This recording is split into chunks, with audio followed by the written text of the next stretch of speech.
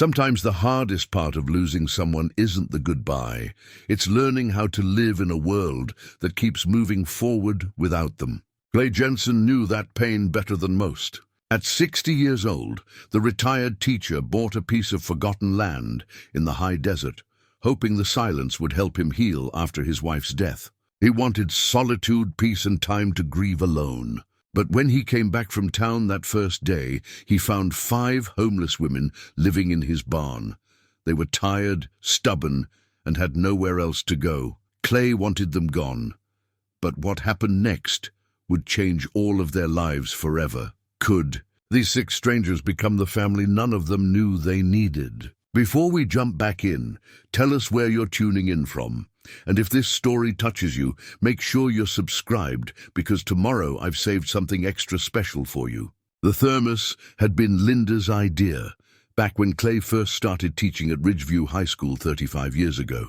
A simple stainless steel container, nothing fancy, but she'd fill it every morning before dawn. Coffee made exactly how he liked it. 2 sugars, splash of cream. Over 3 decades, that thermos had accompanied him through thousands of morning commutes, parent-teacher conferences, and faculty meetings. It sat now on the dashboard of his pickup truck, still warm, still filled with coffee he'd made himself, because there was no one else to make it anymore.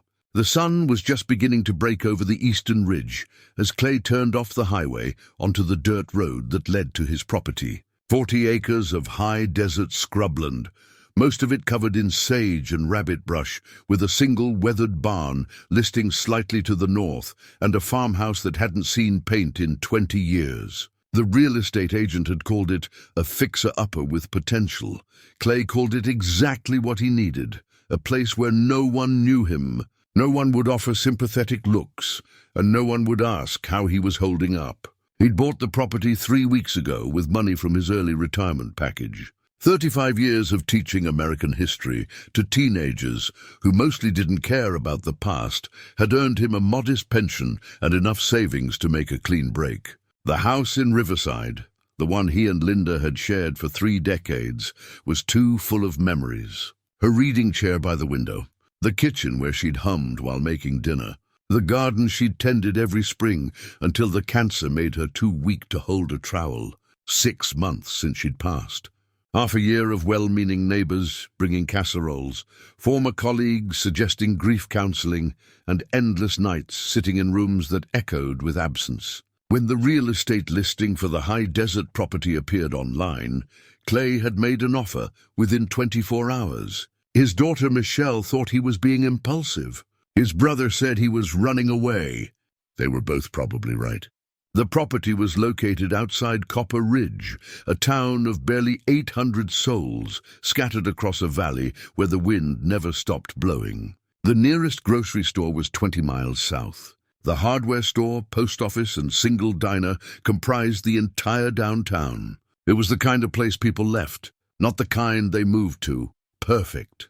Clay had spent his first week on the property sleeping in the bed of his truck under a canopy of stars so bright they seemed close enough to touch. He'd wake with the sun, make coffee on a camping stove, and spend his days doing simple physical work that left him too exhausted to think. He'd replaced rotted boards on the barn's exterior, cleared brush from around the farmhouse, and begun the slow process of assessing what could be saved and what needed to be torn down and rebuilt. The barn was the better of the 2 structures. Built sometime in the 1940s, it still had good bones, solid posts and beams, a loft that hadn't yet collapsed, and enough space to house equipment or livestock if Clay ever decided to make the place actually function as a farm. The wood was weathered silver gray, and several windows were broken, but the roof held and the foundations seemed sound. It would do. The farmhouse was another story. Missing shingles, cracked windows, a porch that sagged dangerously on the north side. The interior smelled of mice and mildew, but Clay had started there too, one small repair at a time, letting the work fill the hours that used to be filled with conversation and companionship. He wore Linda's wedding ring on a chain around his neck. His own ring still circled his finger, a habit too ingrained to break. Sometimes he'd catch himself reaching for his phone to call her, to share some small observation about the land or the way the light hit the mountains at sunset. The muscle memory of love persisted even when the person was gone. On his third day, he'd driven into Copper Ridge for supplies. The hardware store was run by a man named Floyd Kemper, probably 70, with hands that spoke of a lifetime of manual labor. Floyd had taken one look at Clay loading lumber and fence posts into his cart and said, "You're the fellow who bought the Whitmore place." It wasn't a question. In a town this size, everyone knew everything. "That's right," Clay had replied. "Land's got history," Floyd had said, ringing up the purchase. "Whitmore family owned it for 60 years. Old man died 5 years back. Kids didn't want it. Been sitting empty since." "I'm not much for history anymore," Clay had said, counting out bills. "Just looking for quiet." Floyd had given him a long look, the kind that suggested he understood more than was being said. "Quiet we got plenty of. Anything else you need, you let me know." That had been the extent of Clay's social interaction in Copper Ridge. He preferred it that way. He'd pick up supplies, exchange minimal pleasantries, and return to the property where he could work until his shoulders ached and his hands were raw. The physical exhaustion helped him sleep without dreams. Linda would have loved this place, he thought sometimes. She'd always talked about leaving the suburbs, getting a piece of land, maybe keeping chickens or a garden big enough to share with neighbors. But teaching salaries didn't stretch to second properties. And there was always something else that needed the money. Michelle's college tuition, the roof replacement, the medical bills that started piling up 2 years before the end. The cancer had been merciless. Diagnosed in January, gone by August. 7 months from healthy to hospice. From the woman who volunteered at the shelter twice a week and grew tomatoes in the backyard to someone he barely recognized, hollowed out by pain and treatment. She'd made him promise not to stop living, made him swear he wouldn't become one of those men who just faded away after their wives died. He was trying to keep that promise. This move, this land, this solitary work, it was his attempt at forward motion, even if it felt more like retreat. By the end of the second week, Clay had established a routine. Wake at dawn, make coffee, work on the barn until the afternoon heat became unbearable, rest in the shade, then work on the farmhouse until the sun set. He'd heat up simple meals on the camping stove, soup, beans, sandwiches, and spend his evenings reading by lantern light or simply sitting in silence, watching the stars emerge. The loneliness was both burden and relief. No one asked him how he was feeling. No one told him that Linda was in a better place, or that time heals all wounds. Out here, grief could exist without performance, without the need to reassure others that he was okay when he absolutely was not. He'd noticed tire tracks near the barn a few times, probably kids from town using the abandoned property as a hangout spot. He'd meant to check it out more thoroughly, but kept putting it off. The barn door was closed when he left for town that morning, and he hadn't thought much of it. Now, returning with a truck bed full of lumber and supplies, Clay pulled up to the farmhouse and killed the engine. The afternoon sun sat heavy on the western horizon. He'd spent longer in town than intended. A flat tire had cost him 2 hours at the garage. He was tired, hungry, and looking forward to nothing more than heating up soup and maybe playing a little music on the old harmonica he'd found in the farmhouse kitchen drawer.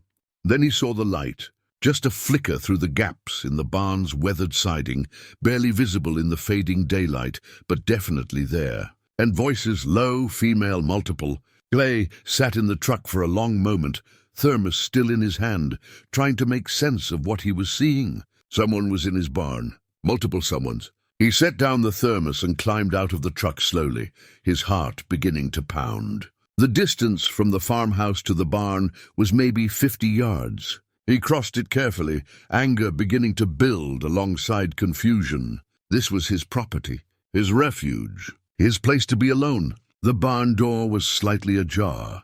Clay pushed it open. 5 women stood frozen in the dim interior, caught in the act of their invasion. The oldest woman stepped forward first, her hands raised in a gesture that was half surrender, half plea. She looked to be in her late 50s, grey hair pulled back in a practical bun, wearing jeans and a flannel shirt that had seen better days. Her face was weathered but intelligent, her eyes steady despite the obvious tension in her shoulders. "Sir, I can explain," she said, her voice calm and measured. "We're not here to cause trouble." Clay's mind was racing, trying to process the scene before him. The barn's interior had been transformed.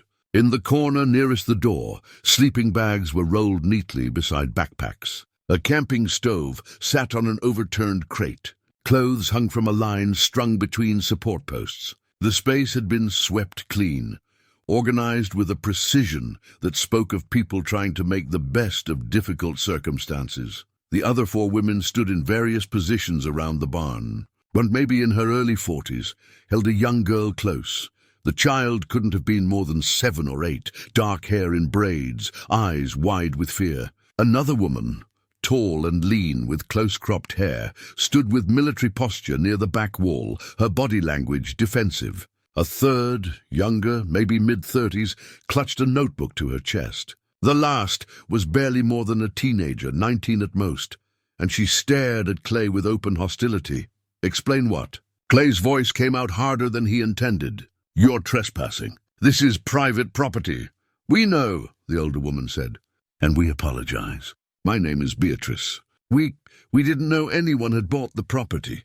It's been abandoned for years." "It's not abandoned anymore," Clay said. "I bought this land 3 weeks ago. This is my barn." A small, worn sneaker sat near the door, child-sized, pink with faded stars. The detail pierced through Clay's anger, complicating everything. There was a kid involved, a little girl who was now pressing her face into her mother's shirt, trying to become invisible. "We understand," Beatrice continued. "We came from the shelter in Copper Ridge. It closed 2 weeks ago. Funding dried up. They gave us 4 hours to clear out. There's a shelter in Copper Ridge?" Clay hadn't seen one during his trips to town. "Was?" the woman with the military bearing said, speaking for the first time. Her voice was flat, controlled. "County closed it. Budget cuts. Nearest shelter now is 70 miles east and it's full. 3-month waiting list." Clay looked at each of them in turn. The woman holding the child. She had that worn look of someone who'd been running on empty for too long. The younger woman with the notebook had ink stains on her fingers. The teenager's hostility was a thin mask over something that looked more like terror. "So you just broke into my barn?" he said. "We didn't break anything," Beatrice said. "The door was unlocked. We've been here 4 days. We cleaned. We haven't touched any of your tools or equipment. We were just—" She paused, searching for words. "We needed a roof, somewhere safe." The little girl peeked out from her mother's shirt, and Clay saw her eyes, huge and dark and afraid. She reminded him of his daughter Michelle at that age, before the world taught her to be wary. "You can't just move into someone's property," Clay said, but his voice had lost some of its edge. "This isn't— I mean, you have to understand, I came here for peace and quiet," the teenager said, her voice sharp with sarcasm. "Yeah, we figured. Rich guy buys abandoned land, wants to play hermit. Meanwhile, some of us don't have the luxury of choosing where we sleep." "Quinn," Beatrice said, a warning in her tone. "What?" "It's true," Quinn shot back. "We're here because we have nowhere else. He's here because he's got enough money to buy solitude." Not exactly the same situation. Clay felt heat rising in his face. "You don't know anything about me." "Don't need to," Quinn said. "You're going to kick us out anyway. Might as well get it over with." The woman holding the child, Faye, Clay would learn later, spoke softly. "Quinn, please." She looked at Clay with exhaustion so deep it seemed to emanate from her bones. "We'll leave. Just give us until morning. It's getting dark, and my daughter—" Her voice caught. "Please, just tonight." Clay stood there, trapped between his anger at the invasion of his refuge and the undeniable reality in front of him. 5 women, 1 child, nowhere to go. The high desert got cold at night, even in late spring. He thought about what could happen to them out here. The coyotes, the rattlesnakes, the simple danger of exposure. He thought about Linda, about the years she'd spent volunteering at the women's shelter in Riverside, coming home with stories that broke his heart. Women fleeing violence, women who'd lost everything, women whom the system had failed in 1,000 small ways. Linda had believed in helping, in opening doors, in refusing to look away from suffering even when it was uncomfortable. But Linda wasn't here anymore. And Clay had come to this God-forsaken piece of desert specifically to be alone. One night, he heard himself say, "You can stay one night, but tomorrow morning you need to be gone." Beatrice's shoulders dropped with relief. "Thank you. We'll be gone first thing, I promise." "I mean it," Clay said. "First light. I'm not—" He struggled to articulate why this felt so wrong, so invasive. "This isn't a shelter. I'm not running some kind of charity." "We understand," Beatrice said. Clay turned to leave, then stopped. "That camping stove. You know how to use it safely. This barn is old dry wood everywhere." "I know," Beatrice said. "I've been careful. Was a nurse. I understand safety protocols." Clay nodded once, then walked out into the evening air. His hands were shaking. He climbed into his truck and just sat there, gripping the steering wheel, trying to process what had just happened. His sanctuary had been invaded, his escape compromised. The solitude he'd paid for, planned for, desperately needed, gone in an instant. He looked at the barn, at the thin strips of light escaping through gaps in the wood. He could hear their voices, muffled but audible. They were talking about him probably, discussing whether he'd call the sheriff, whether they should leave tonight instead of waiting for morning. The little girl's face floated in his memory, those frightened eyes, the way she'd hidden against her mother. Clay picked up his thermos, took a long drink of now cold coffee, and stared out at the darkening desert. The mountains on the horizon were losing their definition, becoming silhouettes against a sky streaked with orange and purple. "What would you do?" He asked the empty air, asking Linda, asking the universe, asking anyone who might have an answer. "What am I supposed to do?" The desert offered no response. Just wind and sage, and the weight of a decision he didn't want to make. He spent that night in the farmhouse, in a sleeping bag on the floor, since there was no furniture yet. But he didn't sleep. He lay there listening to the silence that wasn't quite silence anymore. Because now he knew there were people in his barn. Strangers who'd disrupted everything, and he couldn't unknow it. By morning, he'd convinced himself they'd be gone, as promised. Beatrice seemed responsible, trustworthy. They'd leave, and things would return to normal. And this would just be a strange interlude he'd eventually forget. But when dawn broke and Clay walked out to the barn, 3 things became immediately clear. First, they were still there. Second, smoke was rising from their camping stove. They were making breakfast. And third, sitting beside the barn in the growing light, its hood propped open and its engine in pieces, was an ancient sedan that clearly wasn't going anywhere anytime soon. Clay stood staring at the disassembled engine, his jaw tight. The morning air was cool, but he could already feel heat building behind his temples. He'd given them one night, and they'd agreed to leave. Now here they were, still occupying his barn, with a car that looked like it would never run again. Beatrice emerged from the barn carrying 2 tin cups. Steam rose from both. She approached him slowly, reading his body language. "Coffee?" she offered. "I made extra." Clay wanted to refuse on principle, but the smell was too good, and his own thermos was empty. He took the cup without a word. "The car died yesterday evening," Beatrice said, following his gaze to the sedan. "Floyd from the hardware store was kind enough to tow it here. He said the transmission is shot. Maybe other things too. Floyd knows you're here." Clay took a sip. The coffee was strong, good, better than his own, if he was being honest. "He saw us walking from town a few days ago. I think he guessed where we were headed." Beatrice wrapped her hands around her own cup. "Small town. People notice things. So everyone knows," Clay said flatly.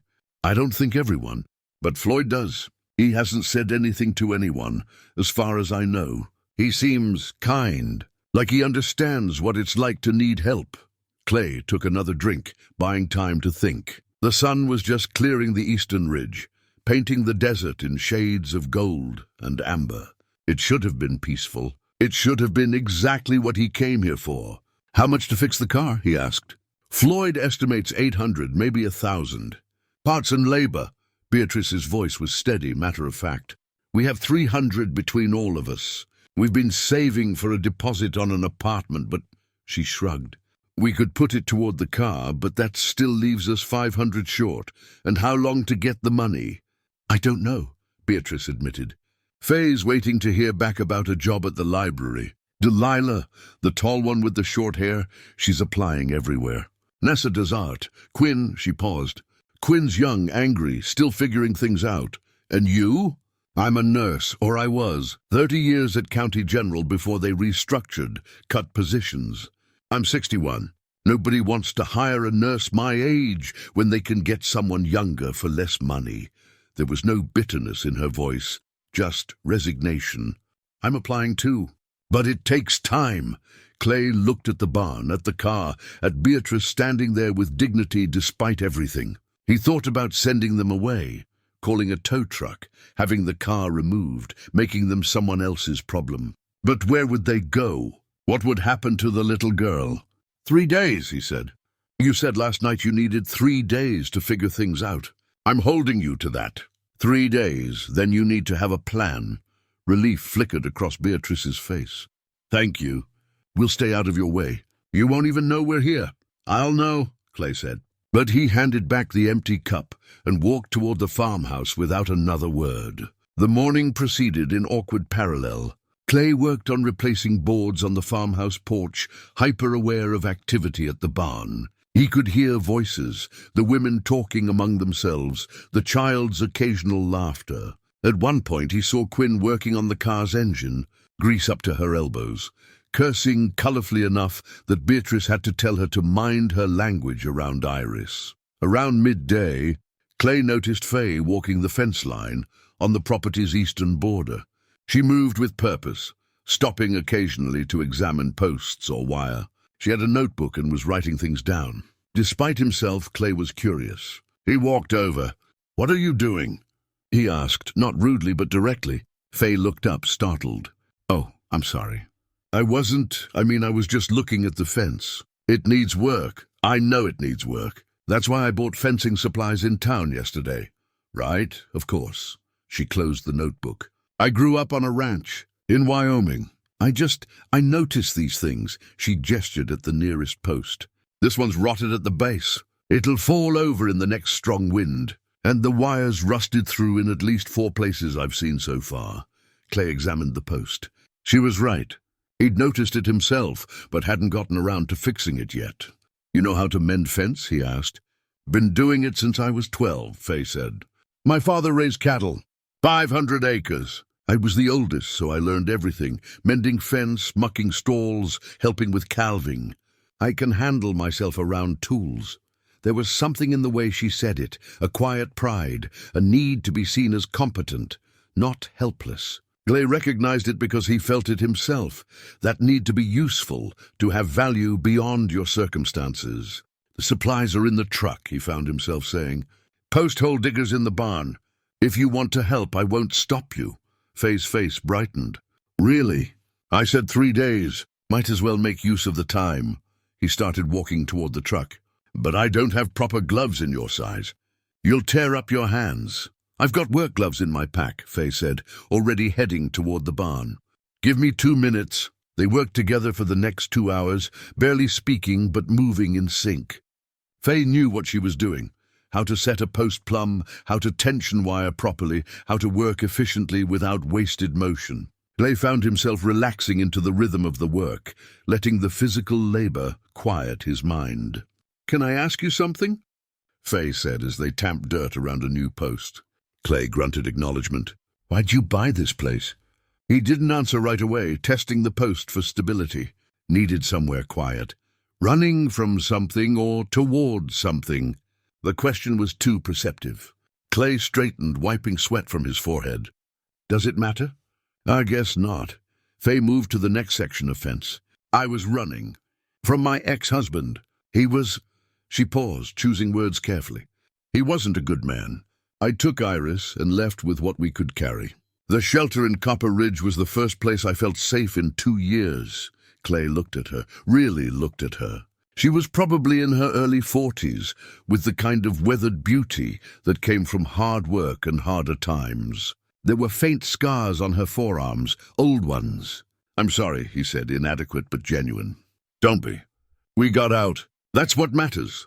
She tested the wire tension. Iris is safe. That's all I care about.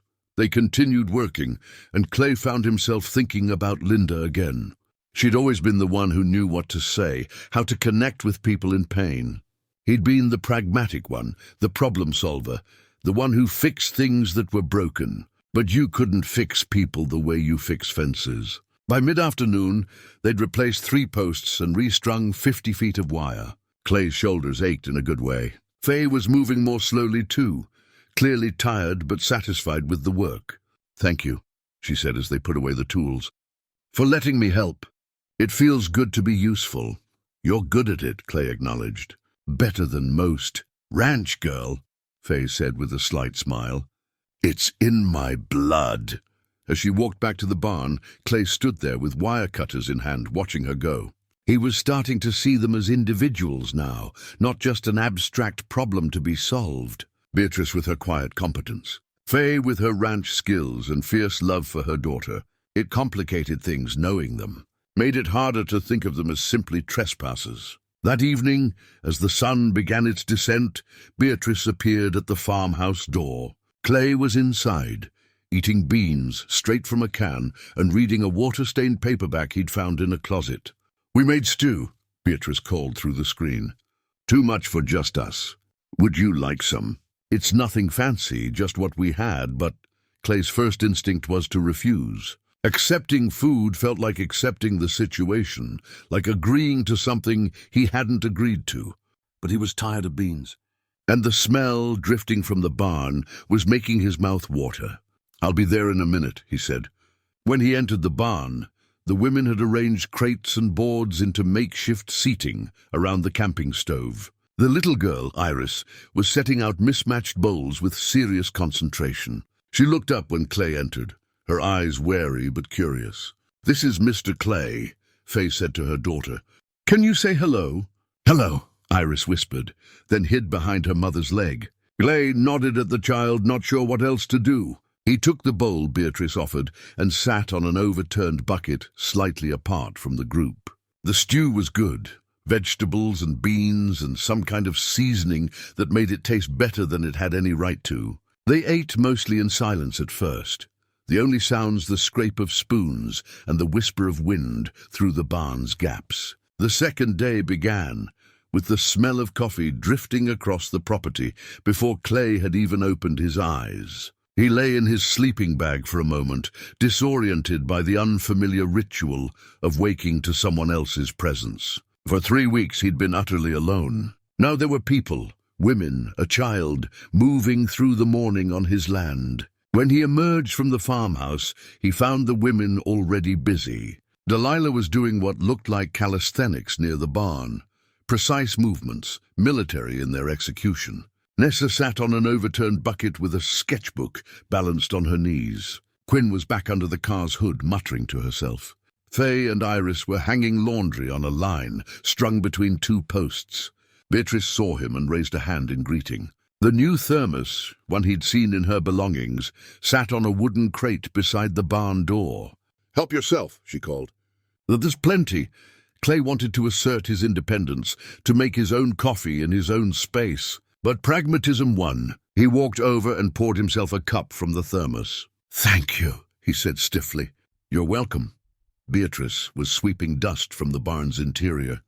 "We're trying to keep everything clean. Don't want to be bad guests." "You're not guests," Clay said. "Guests are invited." Beatrice paused in her sweeping. "Fair point. But we're trying to be respectful. That counts for something." Clay couldn't argue with that. He took his coffee and headed toward town, needing supplies, and if he was honest with himself, needing distance from the complicated situation at his barn. Floyd was behind the counter at the hardware store when Clay entered. The old man's eyes lit with recognition. "Morning, Clay. How are things out at your place?" "Fine," Clay said shortly, gathering items from the shelves, nails, sandpaper, wood glue. "Heard you've got company." Floyd's tone was casual, but his eyes were sharp. Clay set his items on the counter with more force than necessary. "Word travels fast." "Small town." Floyd began ringing up the purchases.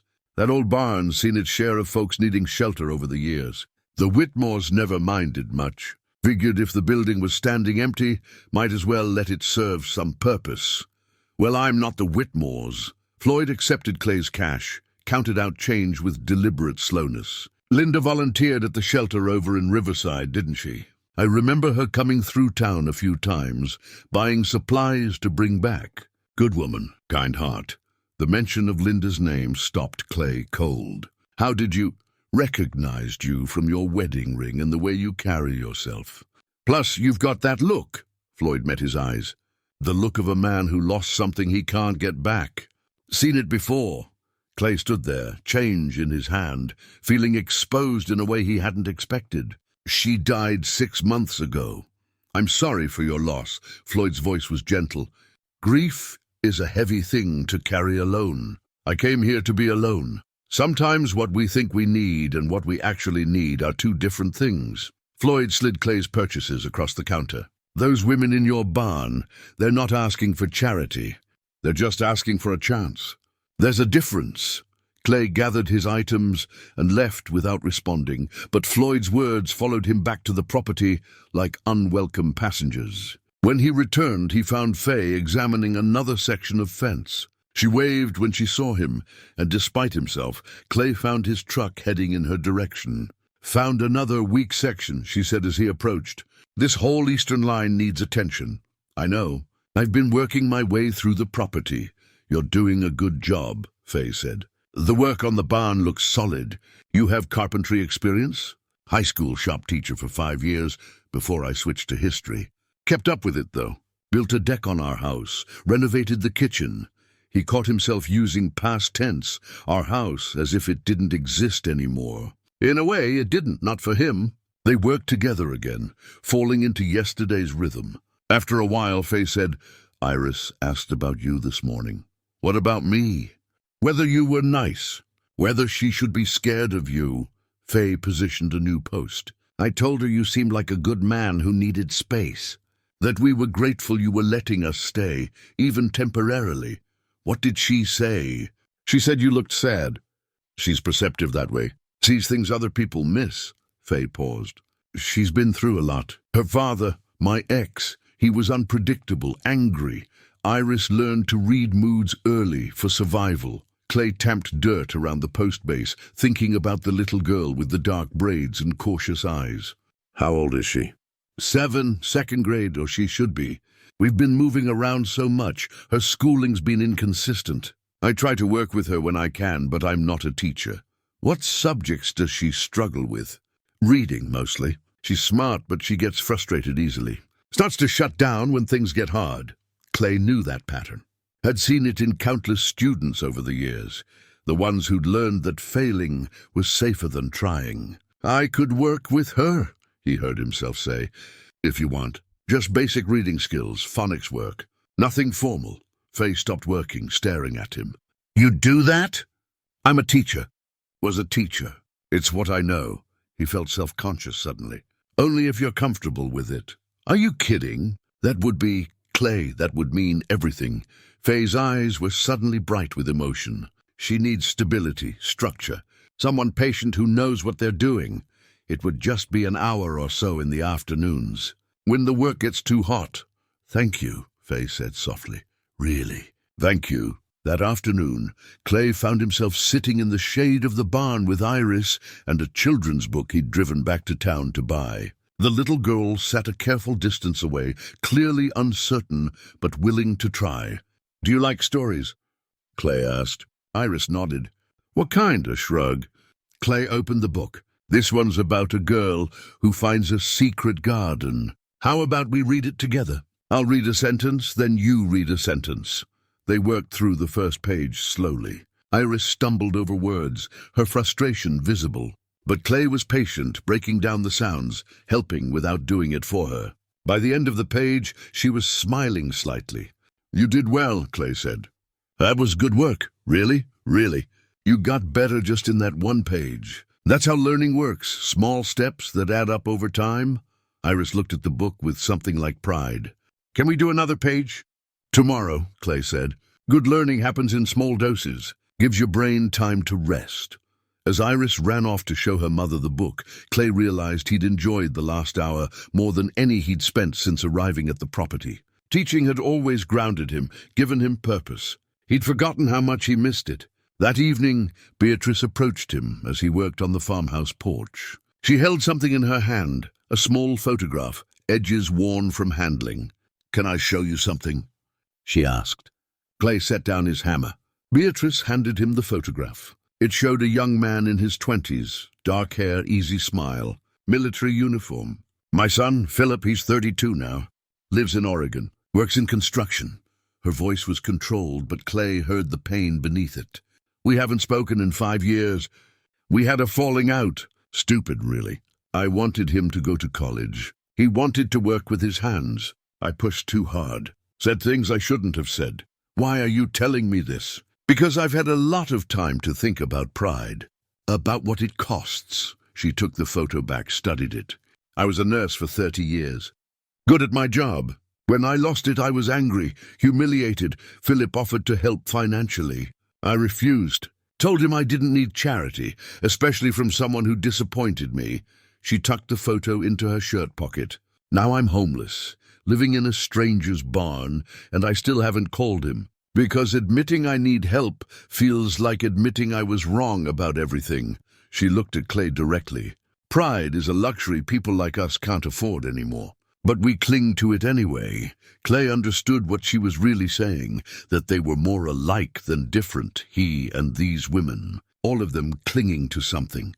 All of them trying to maintain dignity in the face of loss. "Have you tried calling him?" Clay asked. "No," Beatrice admitted.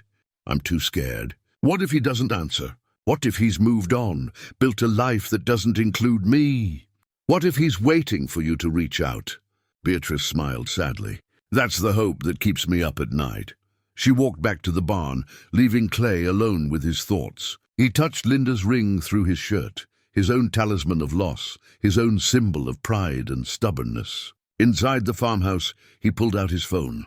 He'd been avoiding checking messages, avoiding the outside world. Now he scrolled through texts from his daughter Michelle, increasingly worried messages asking if he was okay, if he needed anything, when she could visit. He typed a response, "I'm fine. Property is coming along. Maybe you could visit next month." It wasn't much, but it was something. As darkness settled over the desert, Clay sat on the porch and pulled out the old harmonica he'd found in the kitchen. He hadn't played in years, decades really, but his fingers remembered the positions, and after a few false starts, a simple melody emerged. From the barn, he heard the women's voices quiet to listen. He played through the song, something his father had taught him in childhood, a folk tune about wandering and finding home. When he finished, there was a moment of silence. Then Quinn's voice, grudging but sincere, "That was actually pretty good." Clay allowed himself a small smile in the darkness. The 3 days came and went without discussion. On the 4th morning, Clay woke to the same smells and sounds. Coffee brewing, quiet voices, the little girl's laughter. He realized he'd stopped counting days until they left, and started counting days they'd been there. It was a subtle shift, but it meant something. He found Beatrice tending to a cut on his hand that he'd gotten the previous afternoon while repairing a window frame. He hadn't mentioned it to anyone, had just wrapped it in an old rag.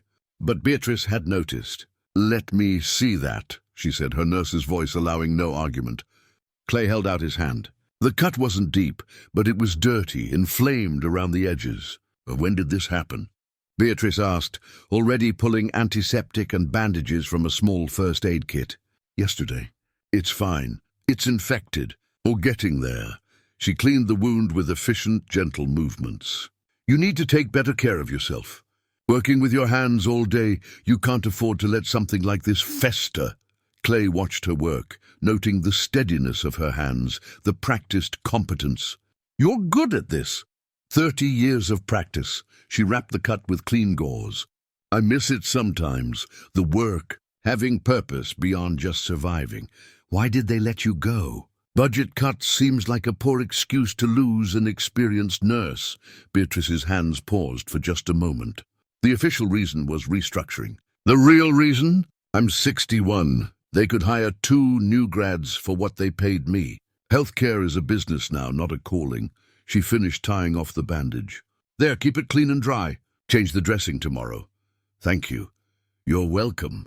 She packed away the supplies. You know, you never talk about your wife, Linda. Floyd mentioned her. Clay stiffened. There's not much to talk about. There's probably everything to talk about. But you keep it locked inside. Beatrice's eyes were kind but direct. I lost my husband 15 years ago. Heart attack. He was 53, coaching our son's baseball game. Just collapsed. Gone before the ambulance arrived. I'm sorry. The point is, I understand that kind of loss. The kind that comes without warning. That leaves you standing in a world that suddenly makes no sense. She sat down on a nearby crate. For a long time I was angry. Angry at him for leaving. Angry at myself for every argument we'd had. Every moment I'd wasted being petty or tired or distracted. Clay found himself sitting down too, on the edge of the porch. How do you get past it? You don't get past it. You learn to carry it differently. Beatrice looked out at the desert, at the morning light painting everything gold. Eventually, the weight becomes part of your strength instead of just your burden. The grief changes shape. It never leaves, but it becomes something you can live with instead of something that's killing you. They sat in silence for a while, and Clay found himself talking about Linda's diagnosis, the speed of her decline, the hospice bed in their living room, the way she'd made him promise not to disappear into grief. She told me I had too much love left to give, Clay said quietly, that I needed to stay open to life even though it hurt, especially because it hurt. She sounds like she was wise. She was better than me, kinder, more patient. I was always the practical one, the problem solver. She was the heart of everything we did. He touched the ring through his shirt. I don't know how to be both things. Maybe you don't have to be, Beatrice said. Maybe you just have to be yourself and let other people fill in the gaps.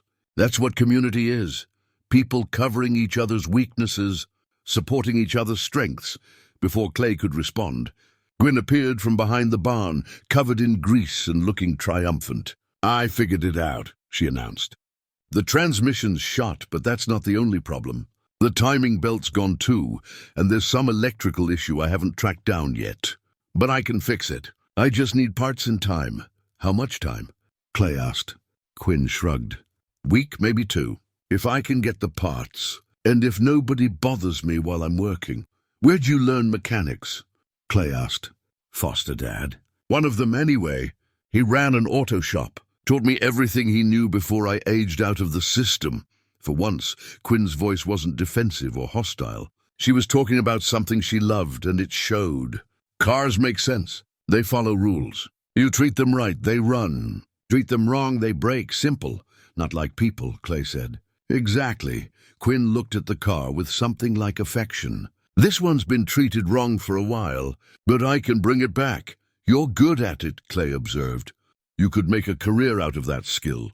Quinn's defenses went back up. Yeah, well, need money for technical school. Need an address to get financial aid. Need a lot of things I don't have. You have time, Clay said. You're what, 19? 19 and homeless. Real promising start. You're 19 and skilled and smart, Clay corrected. That's more than a lot of people have. Quinn looked at him suspiciously, as if waiting for the catch, the lecture. When it didn't come, she nodded once and returned to the car. That afternoon, while working with Iris on reading, Clay noticed Nessa sitting in the shade with her sketchbook. When the lesson ended and Iris ran off to play, he wandered over. Can I see what you're working on? He asked. Nessa looked up, startled. She was shy, he'd noticed, spoke rarely, moved quietly through the space as if trying not to be noticed. But when she opened the sketchbook, Clay saw real talent. Page after page of drawings, the desert landscape, the barn from different angles, detailed studies of wildflowers. And portraits. Beatrice's weathered face, wisdom in every line. Faye's profile, fierce and protective. Gwyn mid-laugh, her guard dropped. Iris reading, concentration absolute. These are remarkable, Clay said honestly. You have real skill. Nessa's cheeks colored. Thank you. I used to want to be a professional artist, Went to community college for a year, studied design, but then, she shrugged. Life happened. Money ran out. I had to work instead of study. What kind of work? Whatever I could get. Retail, mostly fast food. Nothing that mattered. It all matters, Clay said. Honest work is honest work. But this, he gestured at the sketchbook. This is a gift. Have you thought about trying to sell your work? Who would buy drawings from a homeless woman? Nessa's voice was flat, resigned. Someone who appreciates art and doesn't care about the artist's address. Clay studied the sketches again. There's a gallery in Copper Ridge. Small place, but they display local artists. You should talk to them. I don't know. What have you got to lose? Nessa considered this. I guess nothing. But I'd need frames or at least better paper. These are just sketches. Start with what you have. See if there's interest. Clay handed back the sketchbook. Sometimes we talk ourselves out of opportunities before we even try. Later that evening, Delilah approached Clay as he worked on reinforcing a section of the barn wall. She moved with that distinctive military bearing, back straight, steps measured, alert to everything around her. Need a hand? She asked. Sure. Hold this beam steady while I secure it. They worked in compatible silence for several minutes. Clay had noticed Delilah did regular perimeter checks of the property, old habits from military service, probably. She was vigilant in ways that suggested real trauma, real reasons for caution. Army or Marines? Clay asked. Army combat medic. 3 tours in Afghanistan. Delilah adjusted her grip on the beam. Got out 4 years ago. Why'd you leave? Didn't have a choice. Medical discharge. PTSD. She said it matter-of-factly, without shame. Started having panic attacks. Couldn't sleep. Couldn't function. Army decided I was more liability than asset. I'm sorry. Don't be. They were right. I was a mess. Delilah waited while Clay drove in another nail. Spent 2 years in and out of VA programs. Got better mostly. But employers see PTSD on your record, and suddenly you're unemployable. Too risky. Too unstable. That's not fair. Fair doesn't enter into it. She tested the beam's stability. But I'm managing. The structure here, routine, purpose, people depending on each other, it helps. I sleep better than I have in years. Clay understood what she wasn't saying, that losing this place, this routine, would be devastating. That stability was medicine for her in ways that formal treatment hadn't been. That night, Floyd arrived unexpectedly with his truck bed full of supplies, blankets, canned goods, basic toiletries. Community donations, he explained as they unloaded. Word got out about your situation. People wanted to help. I didn't ask for help, Clay said, uncomfortable with the attention. No, but they're offering anyway. That's what neighbors do. Floyd set down a box of non-perishables. Besides, folks remember Linda's work. This is their way of honoring that. The women were grateful but wary. Quinn especially seemed uncomfortable with charity, seeing it as pity. We're not objects to be pitied, she muttered. Nobody's pitying you, Beatrice said gently. They're helping. There's a difference. That night, as the group gathered for dinner, Clay found himself included naturally in the circle. No longer an outsider observing, but part of the whole. They talked about the day's work, about plans for tomorrow, about small victories and minor setbacks. Iris fell asleep against Clay's shoulder partway through the meal, and he let her stay there, this small, warm weight that represented trust he wasn't sure he'd earned. When Faye came to collect her daughter, she smiled at Clay, grateful, warm, genuine. Thank you, she said. For everything. Clay realized he'd stopped thinking about when they would leave. Now he was thinking about how to make them stay. 2 weeks had passed since the women arrived, and the property had begun to transform. The fence line was nearly complete. The barn's interior was organized and livable. The farmhouse was starting to look like an actual home rather than a construction project. But more than the physical changes, something subtler had shifted. The quality of silence, the rhythm of days, the sense of purpose that came from shared work. Clay was searching for a wrench in the old farmhouse when he found the box. It was tucked in the back of a closet covered in dust, clearly untouched for years. Inside were remnants of the previous owners' lives, old photographs, receipts, a child's drawing. And beneath those, an envelope with his name on it. Not his name exactly, just to whoever finds this place next. But the handwriting was Linda's. Clay's hands shook as he opened it. The letter was dated 3 weeks before she died, written during one of her last good days, when the pain medication still let her think clearly. "My dearest Clay," it began, "if you're reading this, it means you've done something brave, left the familiar behind, sought out something new. I'm proud of you for that. I know how hard change is for you, how much you prefer the known and the safe. But love, you can't hide forever. Grief will find you no matter where you go. So when it does, when you're sitting alone in some strange place wondering if you made a mistake, remember this: you have so much love left to give. Don't let my death make you a stranger to yourself. You've spent 35 years being half of a whole. Now you have to learn to be complete on your own. But that doesn't mean being alone. The people who need you might not look like what you expect. Let them in anyway. Trust that there's still joy waiting for you, still purpose, still love in different forms. Don't waste the years you have left protecting yourself from life. I love you. I'll always love you. But I need you to live, really live, not just exist. Promise me." Clay sat on the floor of the empty house, the letter clutched in both hands, and cried for the first time since the funeral. Great, heaving sobs that came from somewhere deep and ancient, a grief he'd been holding at bay with work and isolation and sheer stubborn will.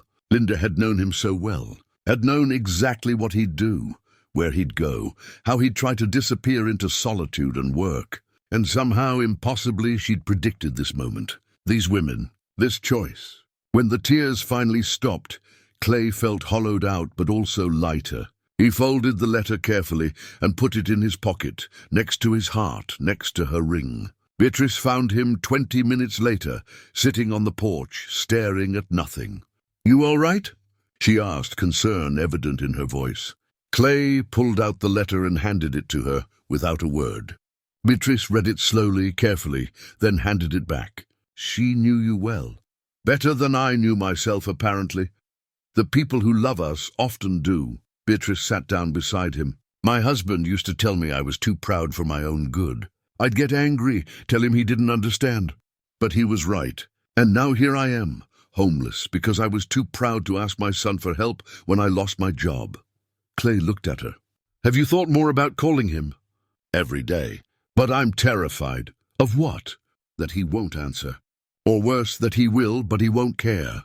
That I've damaged that relationship beyond repair." She twisted her hands together. "What if I waited too long?" "What if you didn't?" Clay countered. "What if he's been waiting for you to reach out, thinking you don't want him in your life?" Beatrice was quiet for a long moment. Then she nodded slowly. "You're right. I know you're right. I need to find the courage. Linda always said courage isn't the absence of fear. It's doing the thing anyway." Clay stood, offering Beatrice his hand. "Come on, let's go make that call." They walked to the barn together. Beatrice's phone was old, battered, but it still worked. She held it like it might explode, staring at her son's contact information. "What do I even say?" she asked. "Start with hello," Clay suggested. "The rest will follow." The other women had gathered, sensing something important was happening. Even Quinn had emerged from under the car, grease-streaked but attentive. Beatrice took a deep breath and dialed. The phone rang once, twice, 3 times. Clay could see her preparing for voicemail, for rejection. Then a man's voice. "Mom." Beatrice's face crumpled. "Philip, hi, Her voice broke. "I'm sorry. I'm so sorry. For everything. For being stubborn and proud and—" "Mom, stop. Where are you? Are you okay?" The voice on the other end was urgent, concerned. It's complicated, but I'm safe. I'm with good people." She looked around at the women, at Clay. "I just needed to hear your voice. To tell you I was wrong. About everything. You were right to follow your own path. I should have supported you instead of—" "Mom, none of that matters now. Tell me where you are. Let me help." They talked for 20 minutes. Beatrice alternating between tears and laughter, filling in the gaps of 5 lost years. When she finally hung up, her face was transformed. "He's coming to visit," she said, wonder in her voice. "Next month. He wants to meet everyone, see where I'm living. He's not angry. He said he's missed me every single day. The women surrounded her, offering hugs and congratulations. Even Quinn managed a smile. That evening, Clay cooked dinner for everyone. A simple meal of pasta and sauce, but made with care. They ate together in the barn, now lit with strings of lights that Delilah had rigged up using a solar generator Floyd had donated. Nessa had been working on something all week, and after dinner she revealed it, a mural on the barn's interior wall. She'd painted the desert at sunrise, with 6 figures silhouetted against the sky, standing together. The detail was exquisite. You could see the individual sage plants, the texture of the mountains, the gradations of color in the sky. "It's us," Iris said, pointing at the figures. "Look, that's you, Mama, and that's Mr. Clay, and that's me." Nessa had captured something essential about each of them. Beatrice's steady presence, Faye's protective stance, Delilah's alert posture, Quinn's defensive strength, Iris's childish joy, Clay's solid reliability. At the bottom, she'd painted words in flowing script. "Family isn't what you're born to. It's what you build." Clay stood before the mural, overwhelmed. This was art, yes, but it was also prophecy. A vision of what they'd become, without quite realizing it was happening. "It's beautiful," he said quietly. "Thank you. Thank you," Nessa replied. "All of you. This is the first time in years I've felt like I could create something that mattered." Quinn approached Clay later, when the others were cleaning up. She held out her grease-stained hands awkwardly. "So I've been thinking," she started, uncharacteristically hesitant. "About what you said? About technical school? Yeah? Floyd mentioned there's a community college about 40 miles from here. They have an automotive program. I looked it up. It's actually good, like really good." She shuffled her feet. "Financial aid application deadline is in 2 weeks. You should apply," Clay said. "I don't have an address." Clay didn't hesitate. "Use this one. This property. You live here." Quinn's eyes widened. "But we're leaving soon, right? Once Faye gets a job, once we get money together." "Are you leaving?" Clay asked. "Has anyone actually talked about leaving recently?" Quinn looked around at the barn, at the mural, at the space they'd all created together. "I guess not. Then apply. List this address. Make plans like you're staying. We'll figure out the rest as we go." For the first time since Clay had met her, Quinn's defenses dropped completely. "Why are you doing this?" "For all of us? We're nothing to you. You're not nothing," Clay said firmly. He struggled to find the right words. "You're the family I didn't know I needed." Linda knew. She knew before I did that I needed to be needed, that I needed purpose beyond just existing. Quinn nodded slowly, then surprised him by stepping forward and hugging him briefly, awkwardly. "Thanks, old man," Clay smiled. "You're welcome, kid." That night, as the desert cooled and stars emerged in brilliant profusion, Clay sat on the porch with the harmonica. He played the folk tune again, but this time he added variations, improvisations, letting the music reflect the complexity of what he was feeling. From the barn came the sound of voices, women talking, laughing, planning. Iris's giggle, Quinn's sarcastic commentary, Beatrice's gentle corrections, Faye's warm responses, Delilah's rare laugh, Nessa's quiet observations, the sounds of family. They played until his lips were tired and his heart was full. Linda's letter was in his pocket, her ring around his neck, her spirit somehow present in everything that had happened. She'd guided him here to this moment, to these people. She'd known what he needed before he did. The wind carried the music across the desert, and Clay thought he could almost hear her voice in it, approving, loving, telling him he'd done well. He'd come here to hide from life. Instead, he'd found a reason to live again. The morning began like any other. Coffee brewed, birds sang. The desert sun rose over the eastern ridge, painting everything gold. Clay was working on the farmhouse roof when he saw the county vehicle coming up the dirt road, dust trailing behind it like a warning. His stomach dropped. Something about an official vehicle arriving unannounced felt ominous. The women saw it too. Delilah's military instincts kicked in immediately. She positioned herself where she could see both the vehicle and the barn, her body tense and ready. Gwyn disappeared under the car, as if making herself invisible would make whatever was coming go away. Faye pulled Iris close. A woman in her 50s emerged from the vehicle, carrying a clipboard and wearing the weary expression of someone who delivered bad news for a living. She was dressed in county office attire, sensible shoes, practical skirt, ID badge clipped to her blazer. "Are you Clayton Jensen?" she called up to the roof. Clay climbed down slowly, his mind racing through possibilities. Zoning violation? Complaint from neighbors about the women? Something worse? "I'm Clay Jensen. I'm Patricia Vance, county clerk's office." She didn't offer her hand, just consulted her clipboard. "I'm here about the property taxes on this parcel."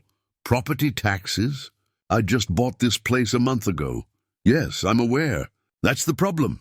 She pulled a document from her clipboard and handed it to him. The previous owner, the Whitmore estate, had 3 years of unpaid back taxes on this property. When you purchased it, those taxes became your responsibility. Clay scanned the document, his eyes catching on numbers that made his blood run cold. $47,000. Due within 30 days, or the property would go to county auction. Wait, this can't be right. The real estate agent never mentioned. The agent should have disclosed it. That's a legal requirement. But whether they did or not, the debt exists. Patricia's voice was sympathetic but firm. The county sent multiple notices to the Whitmore estate address. When they went unanswered, the matter escalated. The property was scheduled for auction when your purchase went through. That stayed the auction, but the debt remains. The women had gathered now, drawn by the official presence, by the tension in Clay's posture. "How much time do I have?" Clay asked, though he already knew the answer. 30 days from today. If payment isn't received in full, the property goes to auction. You'd have to vacate, and if I can't pay..." Patricia looked at him, then at the women, at the clearly inhabited barn, at Iris clutching her mother's hand. "Then whoever buys it at auction becomes the new owner. They can evict current occupants immediately." She handed Clay additional paperwork. "I'm sorry. I know this isn't what you wanted to hear. If you have questions, call the county assessor's office. The number's on the form." She got back in her vehicle and drove away, leaving them standing in a cloud of settling dust. Beatrice was the first to speak. "How bad is it?" Clay looked at the notice, at the number that represented everything he'd tried to build here, everything they'd all built together. 47,000. "I don't have it." The words hung in the air like a death sentence. "Your retirement savings?" Faye asked quietly. "Enough to live on modestly." "Not enough for this." Not even close. Clay felt the familiar weight of failure settling on his shoulders. "I should have checked. Should have done due diligence. I was so focused on just escaping, I didn't ask the right questions." "It's not your fault," Beatrice said.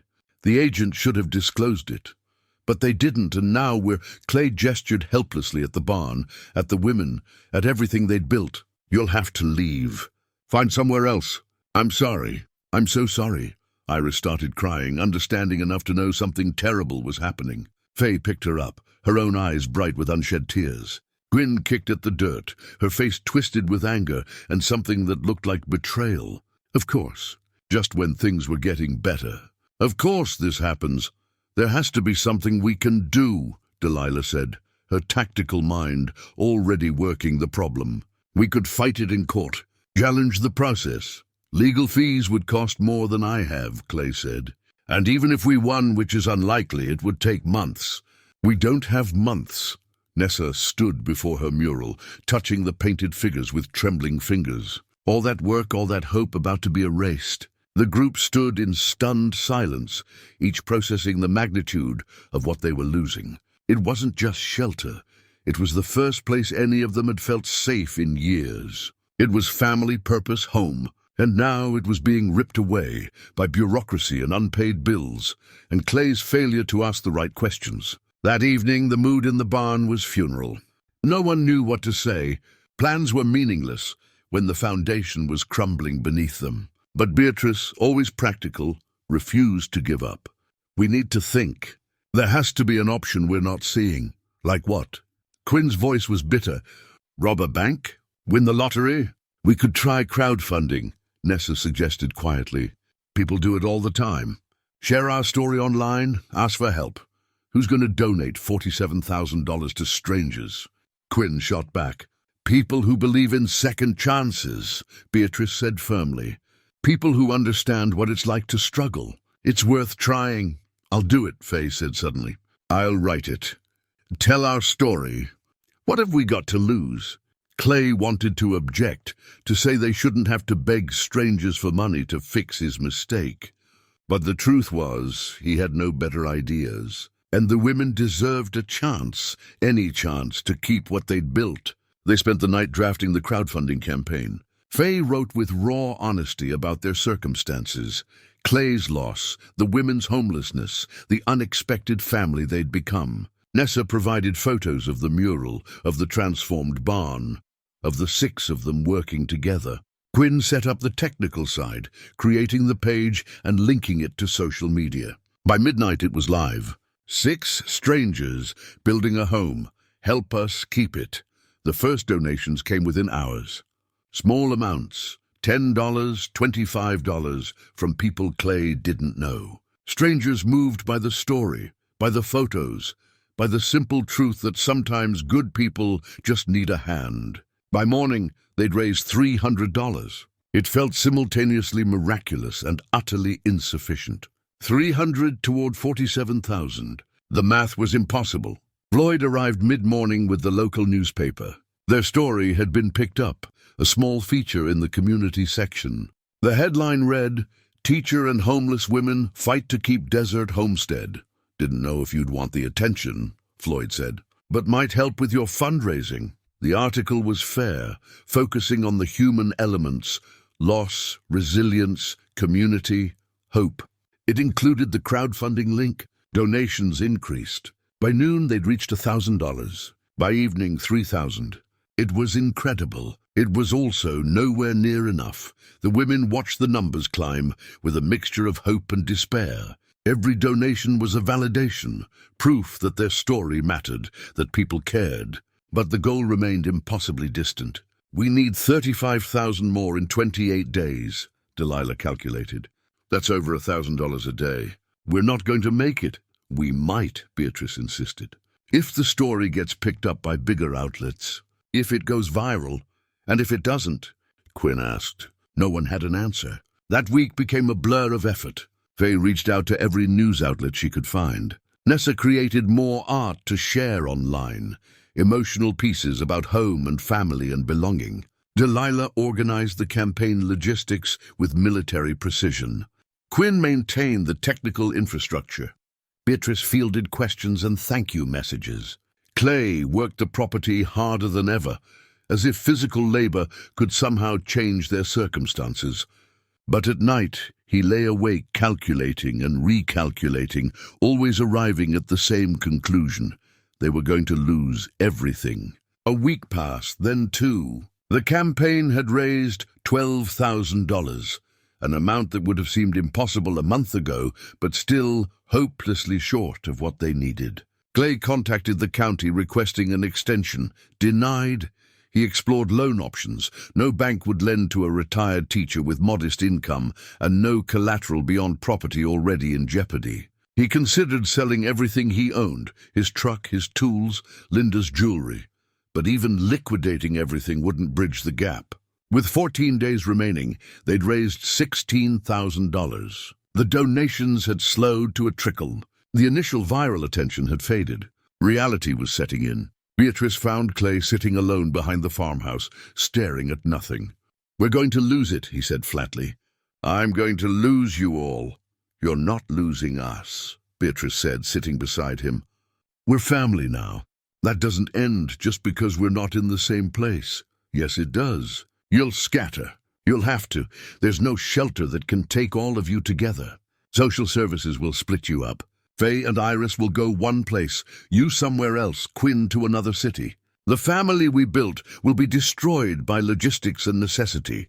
Beatrice didn't argue because she knew he was right. "I'm sorry," Clay said, his voice breaking. "I brought you hope and I'm taking it away. That's worse than if I'd never offered it at all." "No," Beatrice said firmly. "Hope is never worse. These weeks they've saved us, Clay, all of us. including you. Whatever happens next, we had this. We had family and purpose and home. That matters. That will always matter. But Clay couldn't find comfort in the words. He'd failed them. Failed Linda, who'd trusted him to stay open to life. Failed these women who'd trusted him with their futures. Failed himself. The desert wind carried dust across the property, and Clay watched it settle on everything they'd built, already beginning the slow process of reclaiming what would soon be abandoned. The letters started arriving on the 8th day of the final 2 weeks. Not emails or online messages, but actual physical letters. Envelopes with stamps, return addresses from across the country, handwritten notes from strangers who'd seen their story. Clay found the first batch in his mailbox when he drove to town for supplies. 15 envelopes, all addressed to him at the property. He sat in the hardware store parking lot and opened them one by one. A woman in Vermont wrote about being homeless 15 years ago, how a stranger's kindness had changed her trajectory.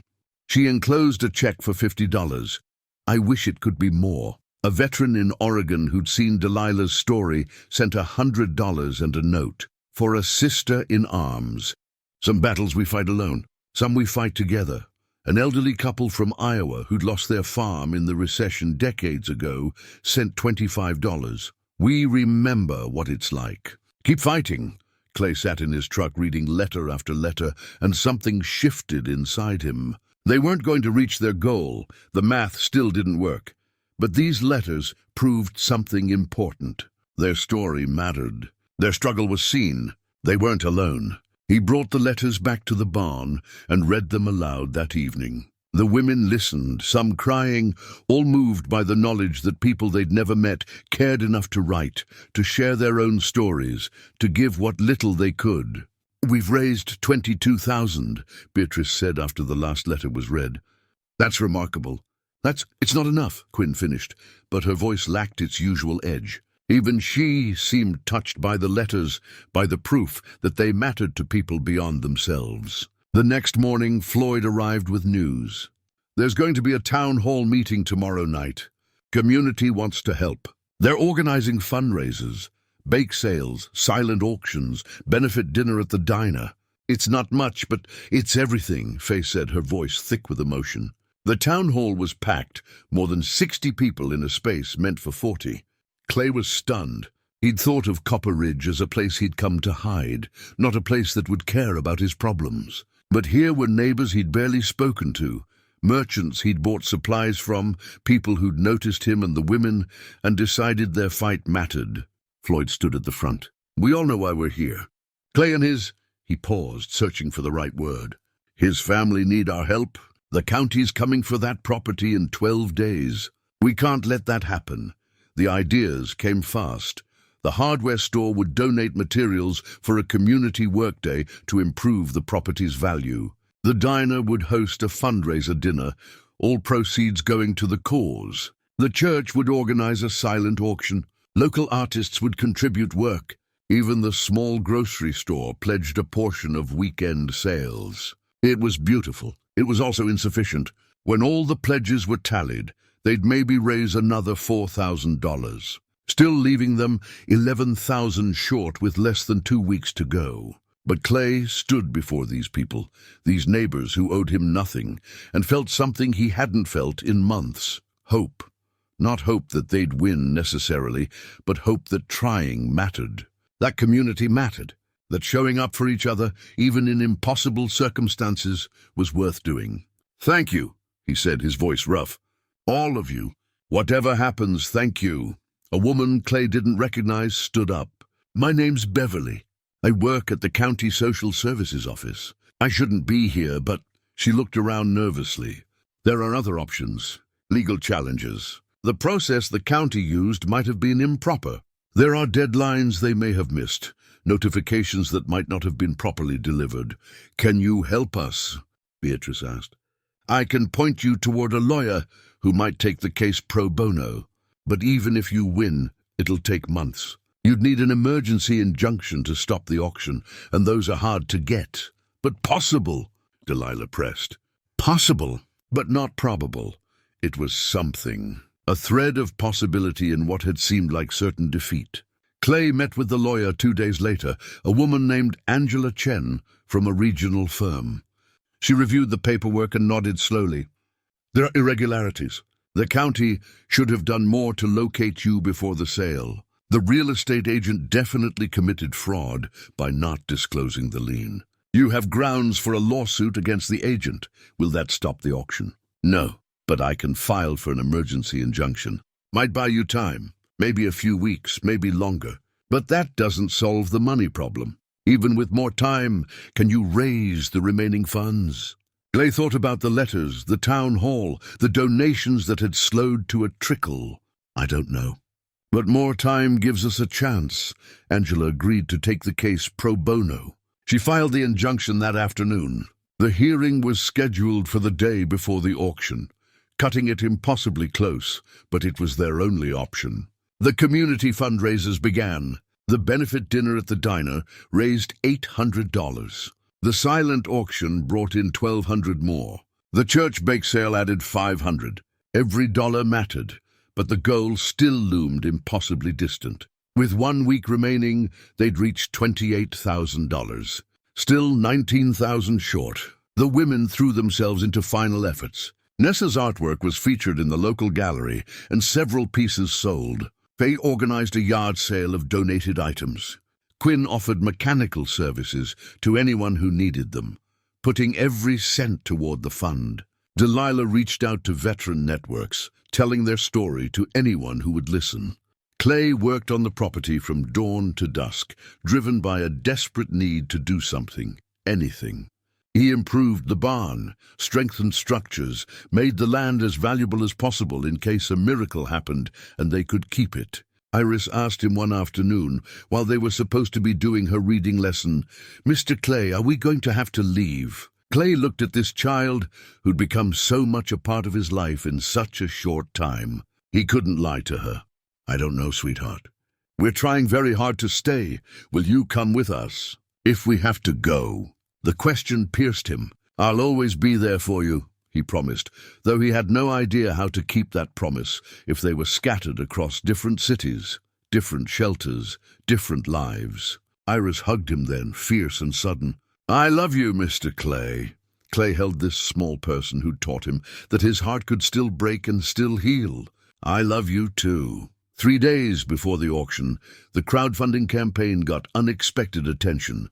A popular podcast featured their story. Donations surged again. $5,000 in a single day, then $3,000 the next. By the morning of the injunction hearing, they'd reached $38,000. So close, still $9,000 short. Clay sat in the courtroom with Angela, watching the judge review their case. The county attorney argued that the process had been followed correctly, that the debt was legitimate, that the auction should proceed. Angela countered with evidence of procedural failures, inadequate notification, the real estate fraud. She was passionate, articulate, convincing. The judge listened, made notes, asked questions. "Finally, I'm granting a temporary injunction. The auction is stayed for 30 days while we investigate these claims more thoroughly. But Mr. Jensen, this is not a dismissal of the debt. You still owe the money. This just gives you time, 30 more days." It felt like a stay of execution, but it was something. Time to keep fighting. They left the courthouse with renewed energy. 30 days meant the crowdfunding could continue, meant more fundraisers, meant more chances. But that night, reality set in. They'd been at this for nearly a month. The viral attention had faded. The local community had given what it could. The letters had slowed to a trickle. Where would $9,000 more come from? "We're not giving up," Beatrice said, gathering everyone in the barn. "We have 30 days. We keep fighting until the last minute." But Clay could see the exhaustion in their faces, the weight of sustained hope against impossible odds. They'd all been running on determination and desperation for so long. How much longer could they sustain it? That week crawled by. Another $2,000 trickled in. But at this rate, they'd never make it. The math was brutal and unforgiving. Clay found himself bargaining with God, with the universe, with Linda's memory. "Just this one thing," he prayed into the desert night. "Let them keep their home. Let me keep them, please." The desert offered no response, just stars and silence. and the weight of approaching failure. The final Monday arrived with cruel sunshine and birdsong, mocking the desperation that had settled over the property. They'd raised $40,000, a number that would have seemed miraculous a month ago, now a symbol of how close they'd come to impossible. $7,000 short. 4 days remaining until the extended deadline. Clay woke early, made coffee out of habit rather than desire, and sat on the farmhouse porch watching the barn. The women were already stirring. He could hear their voices, subdued and tired. They'd all been living on the razor's edge of hope and despair for too long. Beatrice emerged and walked toward him, 2 cups in her hands. She didn't say anything, just sat beside him and handed over the coffee. "I've been thinking," Clay said after a long silence. "I could sell my truck. It's worth maybe $5,000, and I have some savings I've been holding back. Emergency money, retirement cushion. Another $3,000, maybe $4 if I liquidate everything." "Clay, no. That's your security. You can't. What good is security if I lose you all?" He looked at her directly. "I'd rather be broke with a family than comfortable and alone." Beatrice's eyes filled with tears. Thank you. But it's not enough anyway. We'd still be short." She was right. Even selling everything, they'd fall $1,000 or $2,000 short. So close, so impossibly close. The morning mail came early. Floyd drove it out personally, his face unreadable. He handed Clay a single certified envelope. "This came to the hardware store," Floyd said. "Addressed to you, care of my business." Sender didn't leave a return address. Clay opened it with shaking hands. Inside was a cashier's check for $25,000 and a note card with a single line in unfamiliar handwriting, "Linda would be proud." Clay stared at the check, his mind refusing to process what he was seeing. 25,000, more than they needed. The exact amount to push them over the finish line. "Is it real?" Beatrice whispered, reading over his shoulder. Clay's hands were trembling so badly he could barely hold the paper. Who would... Floyd cleared his throat. "I may have made some calls. After Linda passed, I reached out to folks who knew her. People she helped over the years at that shelter. Let them know what you were doing out here, even if you didn't realize you were doing it." "Floyd, what did you do?" The old man's eyes were bright. "Linda helped a lot of women over the years. Changed lives. Some of those women are doing well now, really well. When I told them you'd taken in 5 homeless women, that you were fighting to keep them safe, well, they wanted to help. They organized privately, pooled resources, didn't want recognition. Just wanted to honor Linda's memory by helping you continue her work." Clay couldn't speak. His throat had closed completely. He looked at the check, this impossible salvation, and understood that Linda's love was still protecting him, still guiding him, still making miracles happen from beyond death. Beatrice was crying openly now. "It's enough. Clay, it's enough." The women had gathered, drawn by the commotion. When Clay showed them the check, when Beatrice explained what it meant, the reactions were immediate and overwhelming. Faye collapsed to her knees, pulling Iris into a tight embrace. Quinn actually laughed, a sound of pure, disbelieving joy. Nessa covered her face with her hands, shoulders shaking. Delilah stood at attention, tears streaming down her face in defiance of her military composure. "We're saved," Faye whispered into her daughter's hair. "Baby, we're saved. We get to stay." Iris didn't fully understand the adult's emotion, but she felt the joy and started crying too, happy tears mixing with confusion. Clay stood there holding the check, this tangible proof of love that transcended death. Linda had spent years planting seeds of kindness, and now those seeds had grown into a forest that was sheltering him when he needed it most. Floyd wiped his own eyes. "Those women wanted you to know Linda gave them dignity when they had nothing. Saw them as people, not problems. You're doing the same thing, whether you meant to or not. They wanted to return the favor." "I don't deserve this," Clay managed. "Maybe not," Floyd said with a gentle smile. "But you need it. And sometimes that's enough." They drove to the county office that afternoon. All of them, even Iris, piled into Clay's truck and Faye's now repaired car. They walked into the clerk's office together, a family, and presented the check. Patricia Vance, the same clerk who delivered the terrible news weeks ago, processed the payment with visible relief on her face. "Paid in full," she said, stamping the documents. The property's yours, Mr. Jensen. Clear title. Ours, Clay corrected. The property's ours. When they returned to the property, the celebration was muted at first. They were all too exhausted, too emotionally wrung out for wild joy. But as the reality settled in, as they truly understood they weren't losing their home, the mood lightened. Quinn made a joke. Nessa laughed. Delilah smiled, really smiled. Beatrice started making dinner plans. Faye and Iris danced in circles, making up silly songs about staying forever. Clay stood apart, watching them, feeling Linda's ring warm against his chest. He pulled out her letter and read it again. The people who need you might not look like what you expect. Let them in anyway. She'd known. Somehow, impossibly, she'd known exactly what would happen. And she'd prepared the way, building a network of love and gratitude that would catch him when he fell. "Thank you," he whispered to the sky, to Linda, to the universe that had been kinder than he deserved. "Thank you for not giving up on me." The desert wind carried his words away, and somewhere in that vast space, Clay felt his wife's love like a benediction. The morning after they paid the taxes, Clay woke to the sound of voices outside. Not distressed voices, excited ones. He dressed quickly and stepped out to find all 5 women gathered near the barn and Floyd's truck parked nearby with Angela Chen, the lawyer, standing beside it. "What's going on?" Clay asked, walking toward them. Angela smiled. "I have news and a proposal." She spread documents across the hood of Floyd's truck.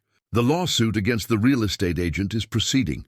They committed clear fraud by not disclosing the tax lien. We'll likely win, and you'll recover damages, probably the full amount you paid in back taxes, maybe more." "That's wonderful," Beatrice said. "But why are you here?" Angela pulled out another document. "Because I want to suggest something. Clay, this property is yours legally, but from what I understand, it's become home to all 6 of you. I'd like to propose making that official." Clay looked at the papers. "What do you mean?" "A deed modification. Adding all 5 women as co-owners of the property.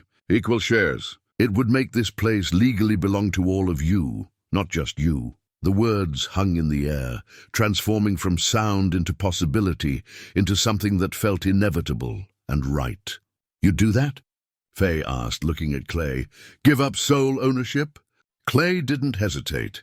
"This stopped being just mine the day you arrived. It's been ours all along. We should make it official." Quinn, always the skeptic, narrowed her eyes. "Why? What's in it for you?" "Family," Clay said simply.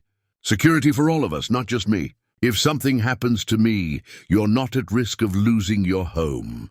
This way, we're all protected." Nessa wiped her eyes. "That's Clay, that's incredibly generous. It's not generosity. It's recognition of what already is." He looked at each woman in turn. "You've put your labor into this place, your hope, your hearts. You deserve to own it as much as I do." Delilah's military bearing softened. "I've never owned anything in my life." "Not really. This is a commitment," Beatrice finished. "To each other. To this place. To being family, not just in feeling, but in law." Angela laid out the process. Each woman would need to sign. The deed would be recorded with the county.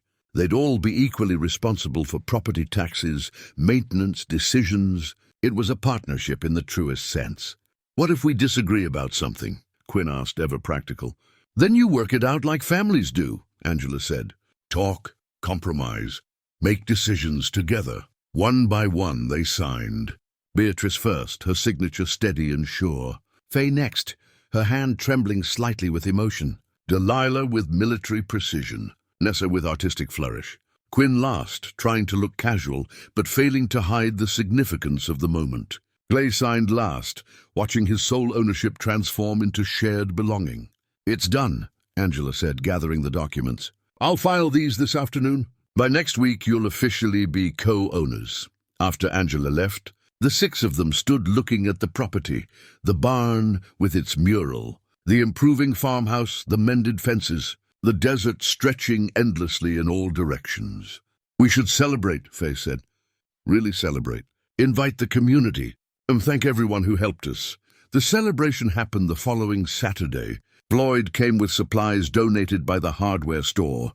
The diner catered. The church brought desserts. Neighbors Clay had barely spoken to arrived with congratulations and warm wishes. More than 70 people gathered on the property, turning it into something Clay had never imagined, a place of joy, community, belonging. The mayor of Copper Ridge gave an informal speech. This town was built by people helping people. What Clay and these women have created here, that's the spirit we've always tried to maintain. We're proud to have you as neighbors. Iris performed a reading she'd been practicing with Clay, stumbling over a few words, but powering through with determination. The crowd applauded and the little girl beamed. Gwyn demonstrated her mechanical skills by getting an ancient tractor running, something that had sat broken for decades. The engine roared to life, and the cheers were genuine. Nessa's artwork was displayed throughout the barn, and several people commissioned pieces. She was starting a real business, building a real future. Delilah spoke briefly about her military service and her journey to this place. I thought I'd lost my purpose when I left the army, but purpose isn't something you have. It's something you build with the people around you. Beatrice announced that her son, Philip, would be visiting in 2 weeks, bringing his family. After 5 years of silence, I'm getting my son back. This place, you all, gave me the courage to reach out, to ask for what I needed, instead of suffering in pride. Faye simply held Iris close and said, "We're home. Really, truly home. For the first time in years, we're not afraid of tomorrow." When it was Clay's turn to speak, he stood before the crowd with Linda's ring hanging against his heart and found himself struggling for words. 6 months ago, I came here to hide from life. I'd lost my wife, lost my way, lost any sense of purpose. I wanted isolation. He looked at the 5 women, his family. What I got instead was exactly what I needed, even though I didn't know I needed it. These women saved my life as much as I helped theirs. We saved each other. He paused, collecting himself. My wife Linda knew that love doesn't die. It transforms. It finds new channels, new expressions, new ways to heal and strengthen and guide. This family we've built, this is Linda's love, still working in the world, still making miracles happen. Floyd started the applause, and soon everyone joined in. The sound echoed across the desert, celebration and validation and recognition that what they'd built together mattered. As the sun set and the celebration wound down, the 6 of them stood together by Nessa's mural, the painted figures that had predicted their family before it fully existed. "To family," Beatrice said, raising a glass. "To home," Faye added. "To second chances," Delilah contributed. "To not giving up," Quinn said, her voice soft. "To beautiful things," Nessa whispered. "And to tomorrow," Iris said, not fully understanding but feeling the importance. "To love," Clay finished, "in all its forms, especially the ones we don't expect." They clinked glasses as stars began emerging in the darkening sky, and the desert wind carried their laughter across land that now belonged to all of them equally. Family, home, future, finally, all 3 at once. 3 months later, autumn arrived in the high desert with cooler mornings and a quality of light that turned everything golden. Clay woke to the smell of coffee, not his own, but Beatrice's, made in the new thermos she'd given him as a gift. A replacement for the old one, she'd said, but really a symbol of new traditions built on the foundation of remembered love. He walked out to find the property transformed beyond recognition. The barn stood solid and proud, its interior now divided into comfortable living spaces for each woman while maintaining a common area where they gathered for meals. The farmhouse had been fully restored, and Clay lived there with a guest room always ready for his daughter Michelle's visits. The fences were all mended. The gardens Beatrice had planted were thriving, producing vegetables they sold at the farmer's market every weekend. Solar panels donated by a local business powered the property. Chickens roamed a newly built coop, Iris's special responsibility. Breakfast was, as always, a communal affair. The 6 of them gathered around the large table Clay had built. Their morning ritual, their daily confirmation that this was real and lasting. Iris chatted about school, about her friends, about the book report she was working on. The frightened, silent child who'd arrived 3 months ago was gone, replaced by a confident second grader who loved learning and wasn't afraid to speak her mind. "Mr. Clay, can we practice my presentation after breakfast?" she asked. "Of course," Clay said, still teaching in the ways that mattered most, one child at a time with patience and care. Quinn appeared from under the hood of a neighbor's car she was repairing for extra money. She'd been accepted to the community college's automotive program and would start classes in January. Floyd had offered her a permanent position at the hardware store, working around her school schedule. "I got that transmission figured out," she announced, pouring herself coffee. "Should be done by noon." The defensive, angry teenager who'd arrived 3 months ago had softened without losing her edge.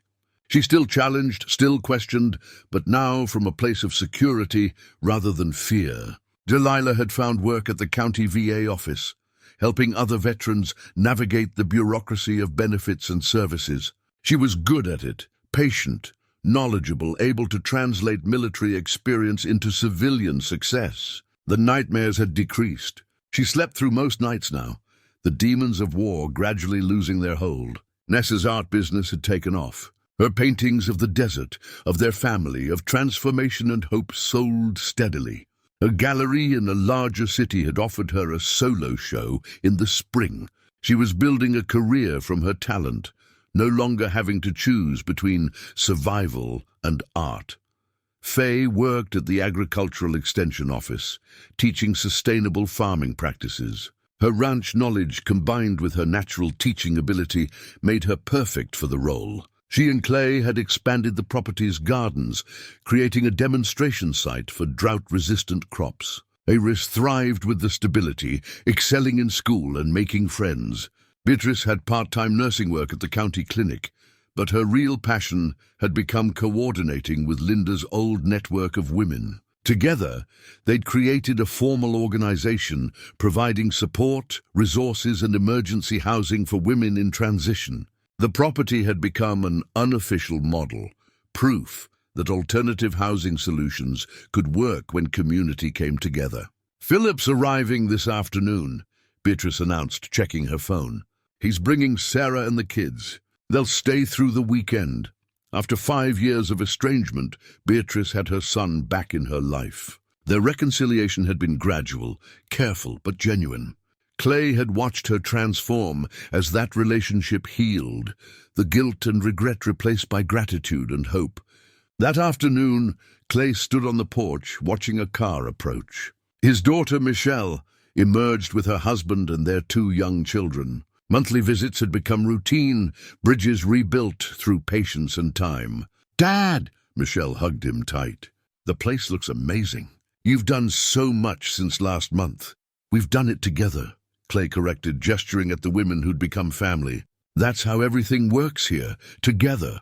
The property filled with children's laughter, adult conversation, the comfortable chaos of family. Philip arrived with his family, and the 2 sets of grandchildren quickly became friends, racing around the property under the watchful eyes of the adults. Clay found himself standing by Nessa's mural, now protected by a clear sealant to preserve it for years to come. The 6 painted figures looked out over a desert sunrise, united and strong. Beneath them, those words, "Family isn't what you're born to. It's what you build." Beatrice joined him, following his gaze. She captured something true there. "Before we even knew it was true, Linda would have loved this," Clay said quietly. "All of it. The noise, the chaos, the life. She's here," Beatrice said with certainty, "in every choice you made. Every door you opened, every time you said yes when you wanted to say no. Her love didn't end, it multiplied." Evening brought everyone together for dinner, a massive meal prepared by multiple hands, served at tables pushed together to accommodate the crowd.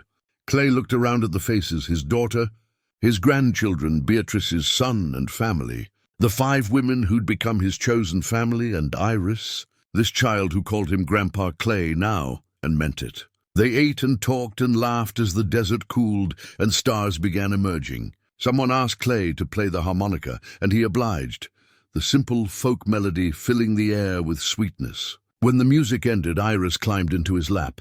"Tell us the story again," she said, "about how we all found each other." Clay looked at the faces gathered around, at family built from loss and luck and choice. Once upon a time, he began, a man bought some land hoping to find peace. What he found instead was exactly what he needed. Family, Iris supplied, knowing the story by heart. That's right, Clay said, holding her close. Family. The very best kind, the kind you choose and build and fight to keep. The stars wheeled overhead, infinite and indifferent and beautiful. The desert wind whispered through the sage. And in a barn in the middle of nowhere, 6 people who'd been strangers had become something more. Proof that love persists, that community matters, that second chances are real if you're brave enough to accept them. Clay touched Linda's ring through his shirt, feeling its familiar weight against his heart. She'd been right about everything. The people who needed him hadn't looked like what he expected. But he'd let them in anyway, and in doing so, he'd found his way back to life. The property that was supposed to be his escape had become his home. The isolation he'd sought had transformed into belonging. The end he'd been preparing for had become a beginning. Sometimes the life you need finds you in the most unexpected places. Sometimes family isn't what you're born into, it's what you choose to build. And sometimes, when you think you're saving someone else, you discover they were saving you all along. Clay looked at the faces around him, his family, chosen and earned and fought for, and understood that grief and joy could coexist, that loss and love were 2 sides of the same coin, that endings were also beginnings if you had the courage to see them that way. Again, Iris demanded when he finished the story. Clay smiled, surrounded by love in all its unexpected forms, and began again. Once upon a time, the desert listened. The stars watched, and in a barn transformed by hope and work and determination, 6 strangers who'd become family lived the happily ever after they'd built together, one day at a time.